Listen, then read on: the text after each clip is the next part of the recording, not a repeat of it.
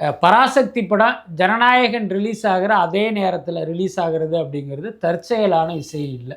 அதை முதல்ல நம்ம புரிஞ்சுக்கணும். என்னென்னா இப்போ நீங்கள் பாருங்கள், விஜய் வந்து இன்றைக்கி தமிழ் சினிமாவுடைய உச்ச நட்சத்திரம். அவருடைய படம் ரிலீஸ் ஆச்சு அப்படின்னா தமிழ்நாட்டில் இருக்கிற 99% தியேட்டர்கள் அந்த படத்துக்கு தான் ஒதுக்குவாங்க. என்ன காரணம்னா, விஜய் படம்னா கூட்டம் கூட்டமாக படம் பார்க்க வருவாங்க, நமக்கு ஒரு பெரிய லாபம் கிடைக்கும் அப்படிங்கிற அடிப்படையில். அப்போ மற்ற எந்த படமுமே விஜய் படம் வரும்போது துணிஞ்சு வந்து வரமாட்டாங்க. வந்தால் அவங்களுக்கு டிக்கெட் கிடைக்காது, தியேட்டர் கிடைக்காது. அப்படியே தியேட்டர் கிடைச்சாலும் மக்கள் வரமாட்டாங்கங்கிற அந்த பயம்தான். ஸோ அதனால் பார்த்தீங்கன்னா எந்த பெரிய ஹீரோக்களுமே விஜய் படம் வரும்போது வர்றதுக்கு வந்து ரொம்ப யோசிப்பாங்க.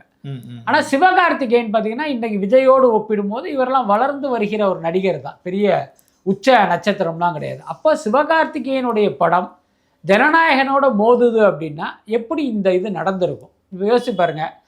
தயாரிப்பாளரே ஒருவேளை அந்த தேதியை செலக்ட் பண்ணியிருந்தா நிச்சயமாக சிவகார்த்திகேயன் கூப்பிட்டு, சார் என் படத்தை நீங்கள் அவர் படத்தோட மோத விடாதீங்க, அது வந்து என் படத்துக்கு ஆபத்து என்ன, அதனால அதை இன்னொரு நாளில் ரிலீஸ் பண்ணுங்கன்னு தானே சொல்லி ஆகணும். அதுதானே முறை. ஆனால் சிவகார்த்திகேயன் அப்படி சொல்லலை.